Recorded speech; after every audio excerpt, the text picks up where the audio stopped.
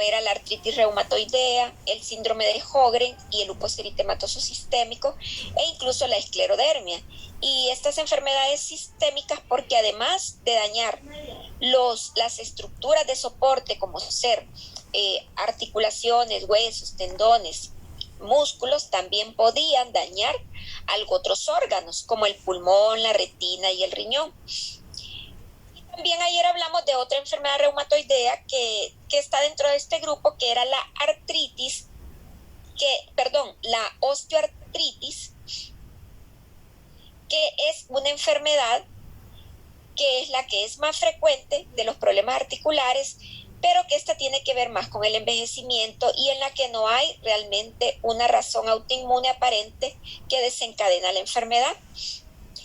Quedamos pendientes de ver esclerodermia porque sí, al final medio lo mencionamos, pero quedamos en que íbamos a discutirlo hoy y que íbamos a terminar viendo lo que es gota, que es otra enfermedad también que afecta las articulaciones. No es realmente autoinmune, pero se considera sistémica porque en el caso de la gota, esta se produce cuando se acumulan los niveles de ácido úrico, cuando se eleva la cantidad de ácido úrico y entonces solamente se deposita en las articulaciones, sino que también afecta sistema cardiovascular y sistema renal. Por eso también el problema de la gota se considera sistémico.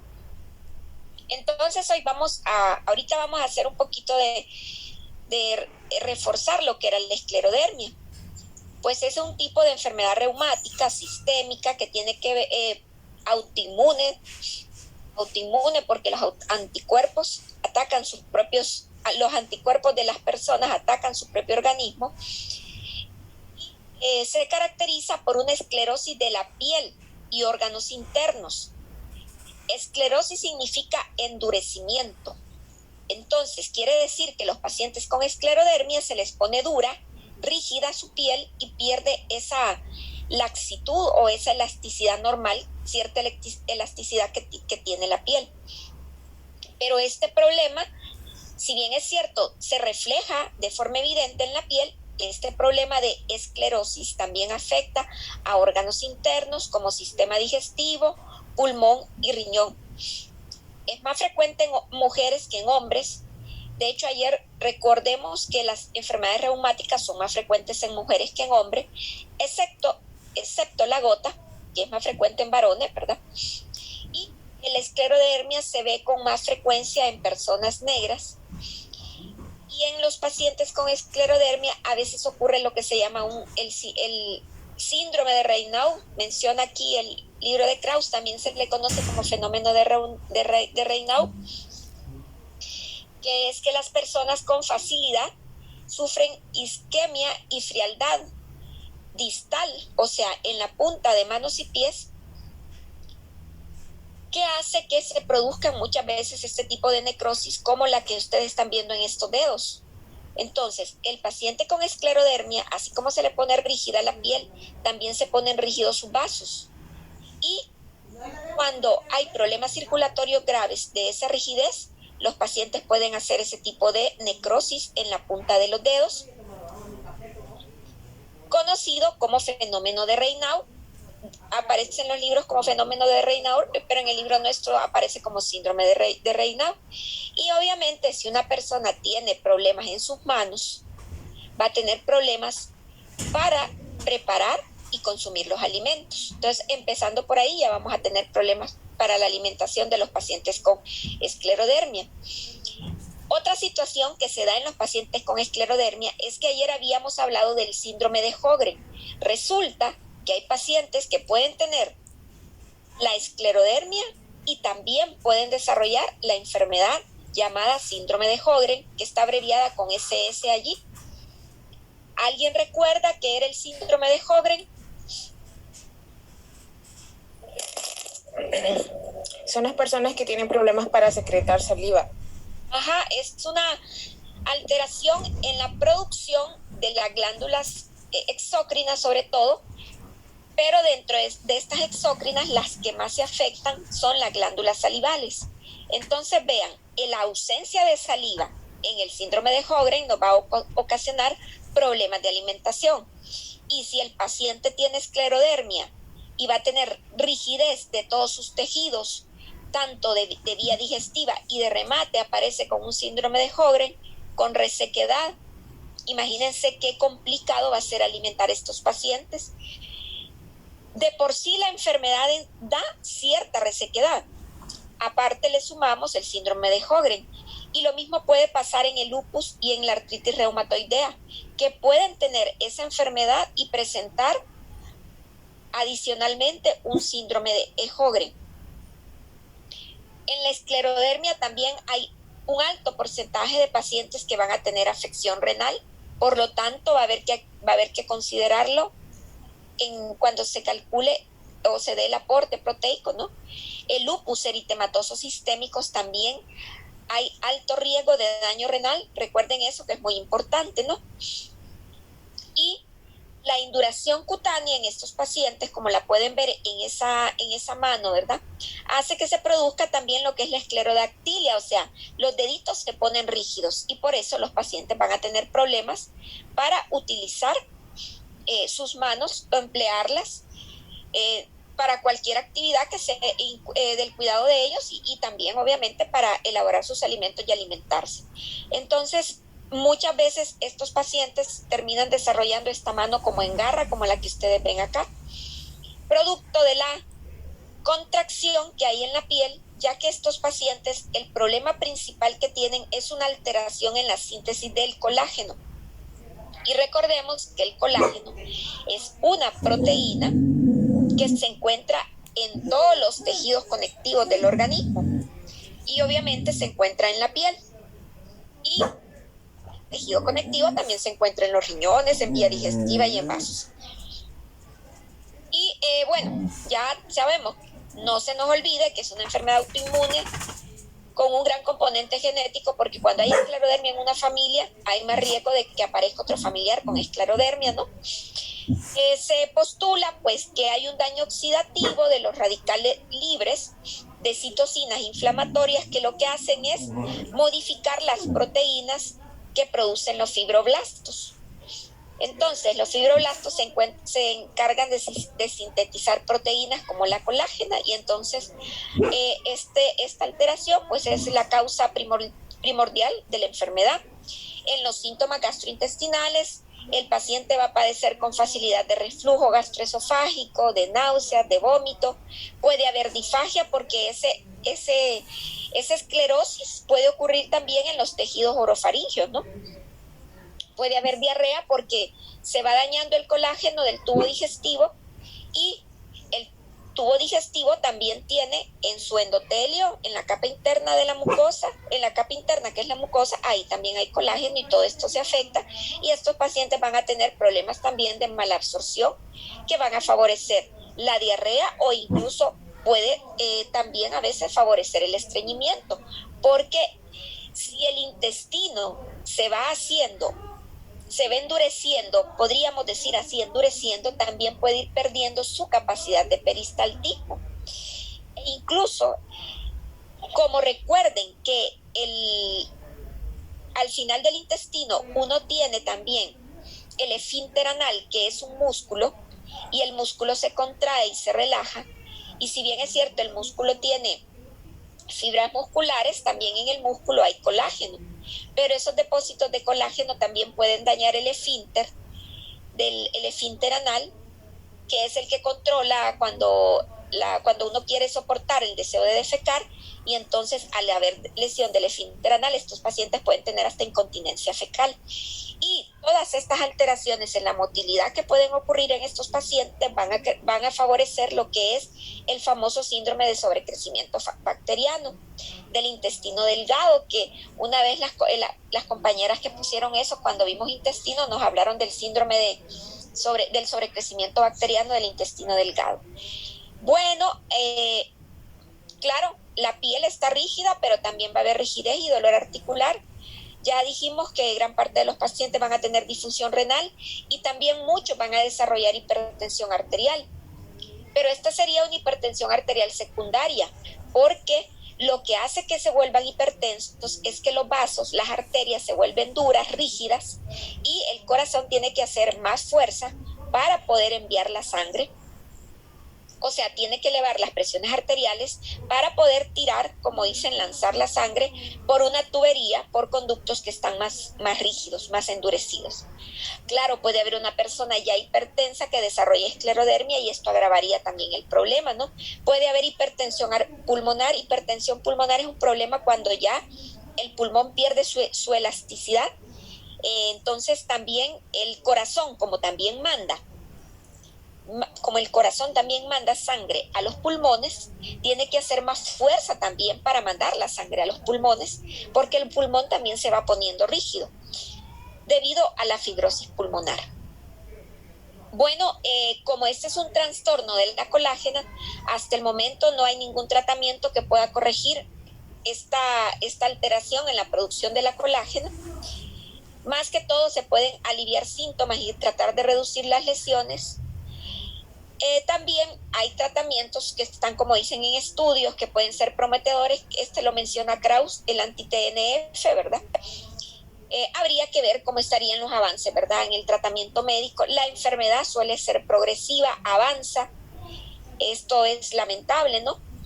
Y los pacientes van a tener problemas de hipertensión arterial y crisis renales que van a agravar el cuadro, van a necesitar tratamientos y obviamente esto va a agravar también el problema nutricional. Hay una tasa de supervivencia a los 5 años después del diagnóstico, más o menos de un 80 a un 85%, o sea que a los 5 años hay un 80-85% de los pacientes diagnosticados que todavía están vivos, según las estadísticas, y un 15% ha fallecido, ¿no? Y vean, estas son las facies o apariencias de las caras de los pacientes que van desarrollando esclerodermia. Y las apariencias van cambiando porque se van agravando. Pueden ver ustedes que hay la piel va perdiendo como algunas líneas de expresión, la boca se va hasta encogiendo un poco, sus labios se van haciendo más delgados, pero es por la alteración del colágeno. Pueden incluso colocar en internet las caras típicas de los pacientes con esclerodermia. Yo no me acuerdo si era en Krauss que decía, o no sé dónde leí, que para disminuir un poco esa rigidez de la cara se estaba utilizando también ácido hialurónico.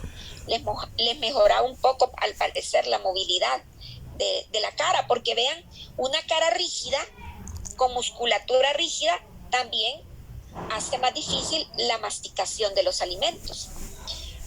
Entonces, ya sabemos que vamos a tener alteraciones patológicas desde la boca hasta el recto.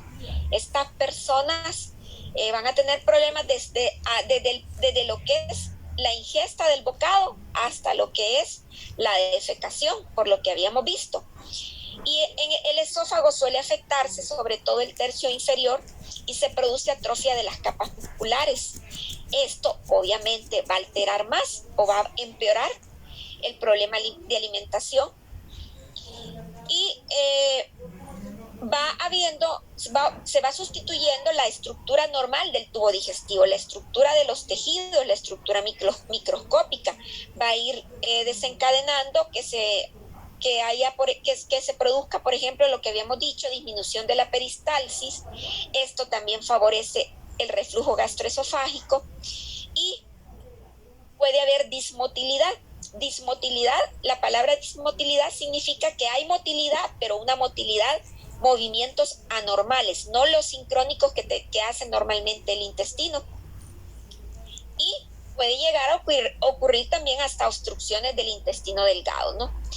El reflujo que pueden llegar a padecer estos pacientes va también a favorecer la esofagitis. Por eso dice acá, se inflama el esófago, va a favorecer también que se produzcan úlceras y pueden llegar hasta producirse estenosis, porque en el lugar donde se producen úlceras y luego como dicen, entre comillas, se desaparecen, se sanan, pero ahí queda tejido cicatrizal que va haciendo mucho más rígido las paredes del tubo digestivo y pueden quedar estenosis, y por otro lado pueden llegar a lo que se llamaba la metaplasia de Barrett, que cuando vimos esofagitis habíamos visto que la metaplasia de Barrett es un cambio en la capa interna del esófago que puede ser precancerígeno.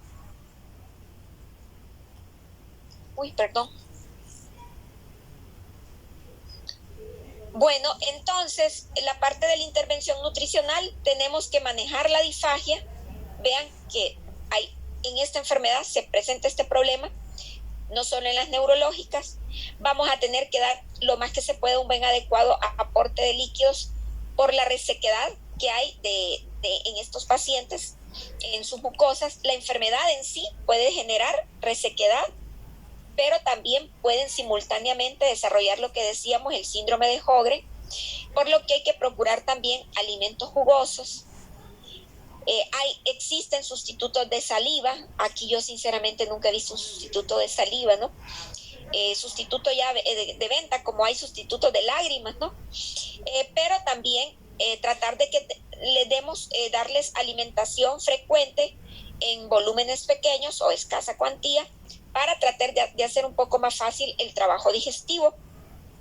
Y las recomendaciones, pues, para tratar de disminuir el problema del reflujo: evitar comer antes de acostarse, evitar el alcohol, la cafeína y alimentos también especiados. Aquí sí puede haber molestias con las especias por irritación que ocurre en las mucosas, o también los alimentos muy grasos. Estos pacientes, muchos van a desarrollar, o todos realmente van a terminar desarrollando problemas de mala absorción, no solo de la lactosa, sino que de proteínas, lípidos, vitaminas, minerales, ¿no?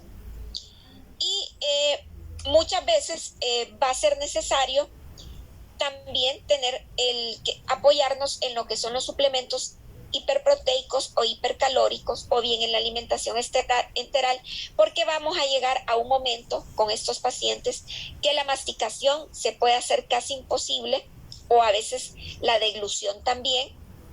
Y como recordemos que hay resequedad, entonces va a ser muy difícil controlar la sintomatología de molestias a la hora de la deglución del bolo, que llega hasta, por ejemplo, el estómago. Entonces vamos a tener que echarnos de la mano de nutrición enteral, por ejemplo, en estos pacientes.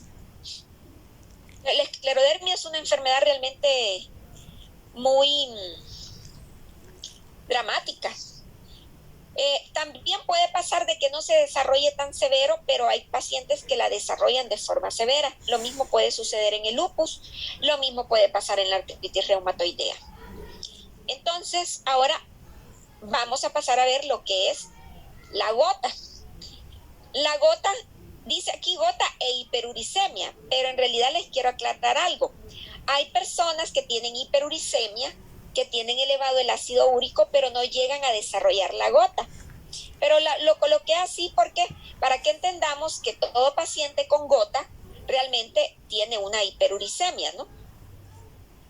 Entonces resulta que la gota históricamente está descrito en los libros de medicina y es una de las enfermedades más antiguas, ¿no?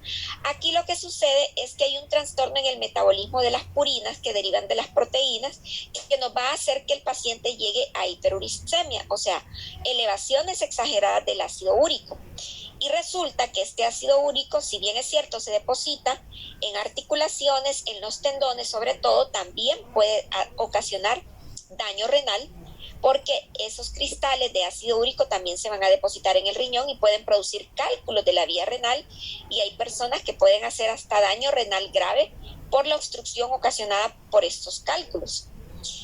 Esta enfermedad predomina en hombres. Las otras enfermedades reumáticas que vimos son predominantemente en mujeres, pero esta predomina más en hombres. Y hay un gran porcentaje, más o menos un 60%, que presentan un síndrome metabólico.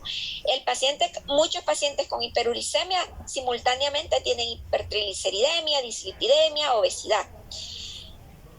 Aunque es más frecuente en hombres, últimamente se están elevando los casos en mujeres, sobre todo menopáusicas, pero también tiene que ver con los hábitos de alimentación y con el aumento de la obesidad, del sobrepeso y la obesidad, porque la obesidad también está relacionado con la hiperuricemia. Y la hiperuricemia, esa elevación de ácido úrico, también se considera como un factor de riesgo para enfermedad cardíaca. Entonces, ahora el propósito de controlar los niveles de ácido úrico no solo es controlarle los síntomas al paciente en caso de que aparezcan con gota, ese dolor articular que les da, sino que también disminuir el riesgo de enfermedad cardíaca que pueden tener. En esta imagen, en este pie, pueden ver el síntoma que muy característico de la gota. A veces los pacientes aparecen con un dolor en el dedo gordo del pie y enrojecido terriblemente, y es un cuadro de gota. No se golpearon, sino que los depósitos de ácido úrico en la articulación interfalángica del dedo, pues hace que se inflame. No todas las gotas lo hacen con inflamación del dedito, de ahí del dedo gordo. También a veces empiezan a quejarse de dolor en los tobillos o dolores en las articulaciones, ¿no? Casi siempre este dolor es agudo y súbito, ¿verdad? Y como les decía, suele ser más frecuente en el dedo gordo del pie, pero a veces no necesariamente, no en el 100% de los casos, les va a dar exclusivamente en el dedo gordo, sino que también les puede dar en la pierna, en la rodilla, en el tobillo, ¿no?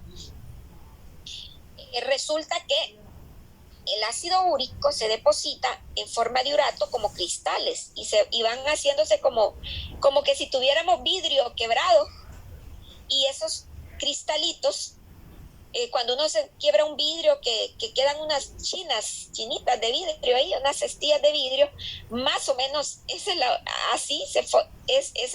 de esa forma se depositan los uratos en las articulaciones, y por eso es que le da un gran dolor, provocando esta gran inflamación. Pero también muchos pacientes pueden desarrollar el problema crónico porque a veces pueden tener hiperuricemias que no se controlan para nada.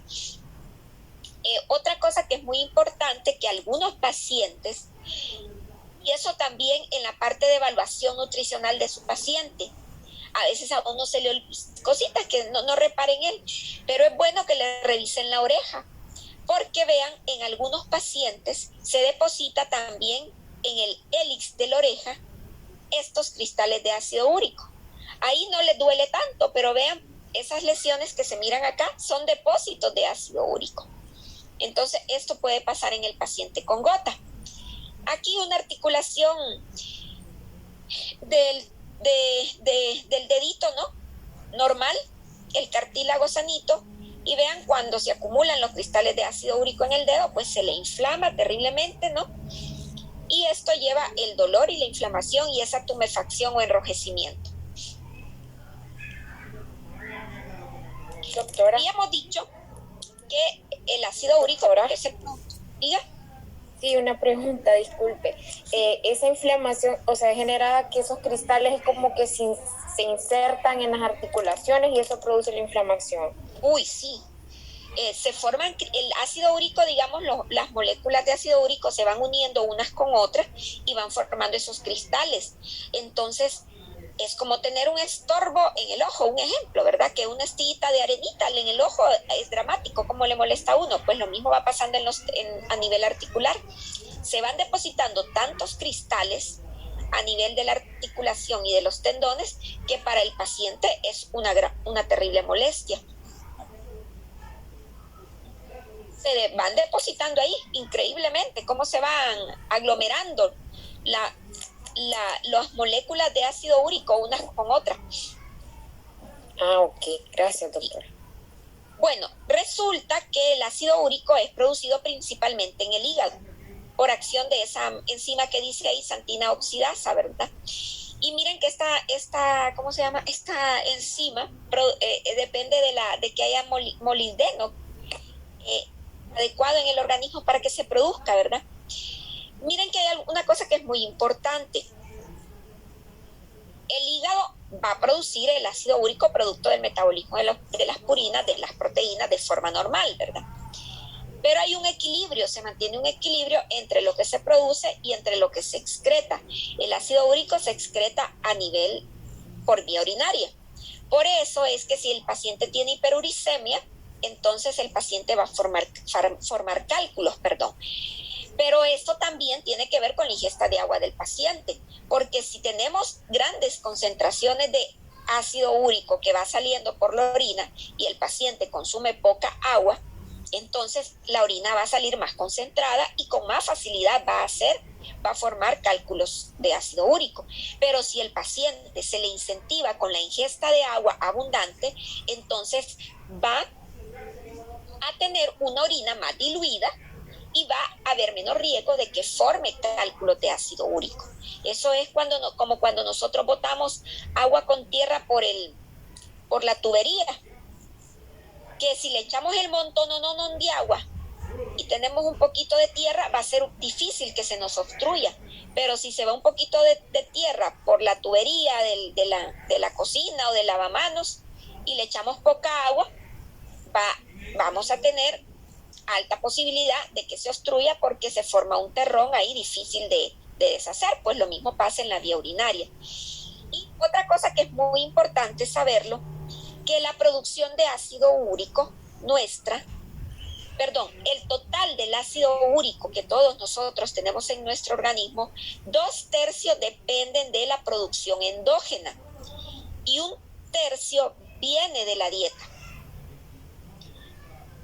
Importante recordar esto, 2/3 viene del ácido úrico que se sintetiza en nuestro organismo, o sea, la endógena, del metabolismo de las purinas, digamos, de la que produce el hígado, ¿verdad? Y 1/3 viene de la dieta.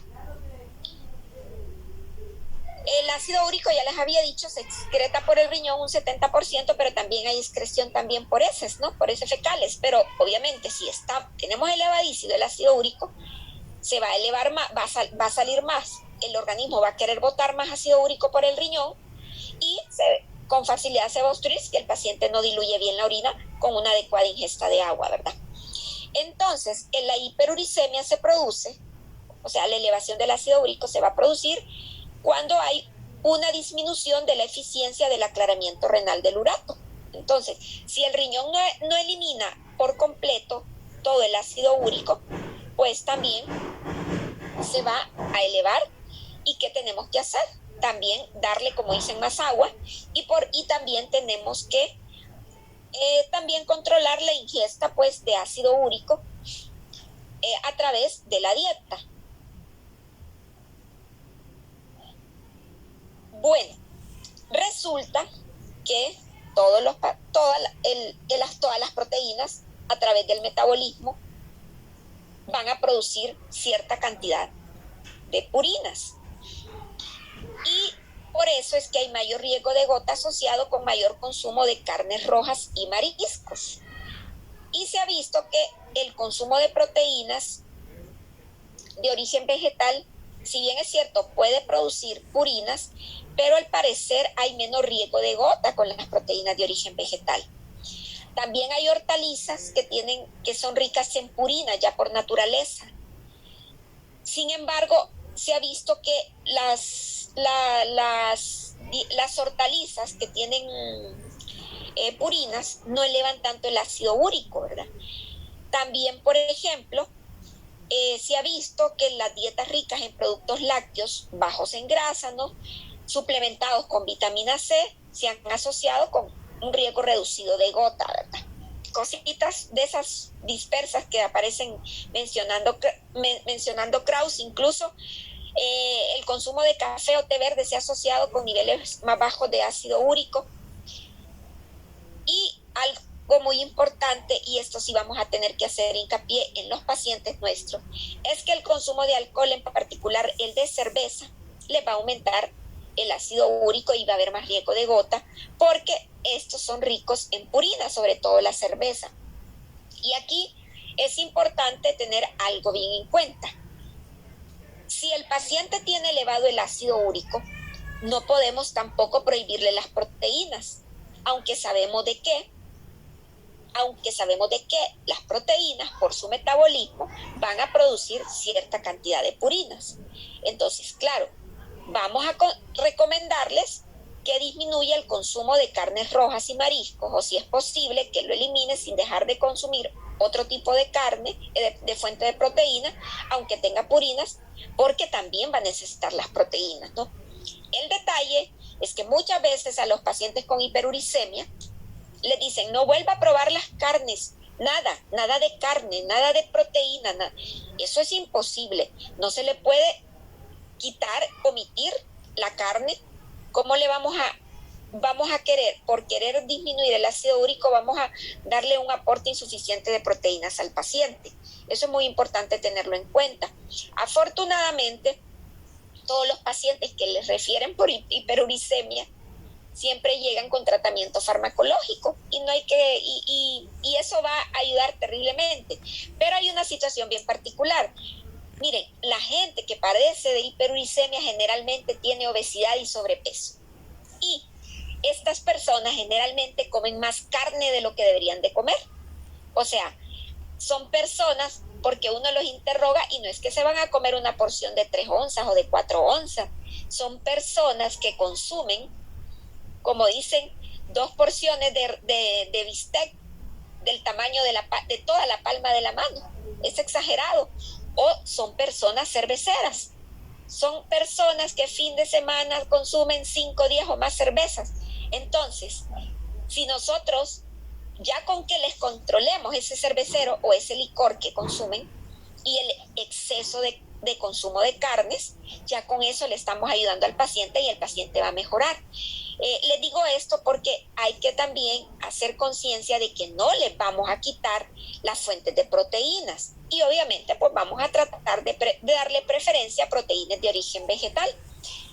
Pero recordemos que siempre las de mejor calidad son las animales.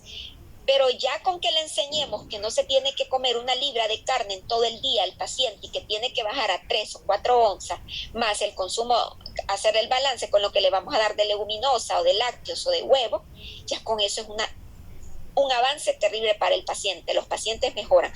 Por otro lado, recuerden que estos pacientes, normalmente con hiperuricemia, en general tienen malos hábitos de alimentación. El consumo de vegetales es escaso o nulo muchas veces, y cuando ya se da un buen aporte de vegetales se ayuda a regular un montón de cosas y los pacientes siempre terminan mejorando, ¿no? Y otra cosa que es muy importante también tener en cuenta y es el consumo de fructosa. La fructosa, así como tiene un efecto lipogénico en el hígado, recuerden que la fructosa, creo que sí lo mencionamos, que la fructosa estimula también la producción de lípidos por parte del hígado, pero también la fructosa estimula la producción endógena de ácido úrico. Entonces, a veces a los pacientes, como la gente a veces no sabe cuestión total de nutrición, viene y le dicen al paciente que no vuelva a probar las carnes, pero no le dicen que suspenda todas esas bebidas empacadas que están endulzadas con fructosa y que también le van a elevar posiblemente hasta mucho más el ácido úrico que el hecho que se coman 3 o 4 oncitas de carne al día, ¿no?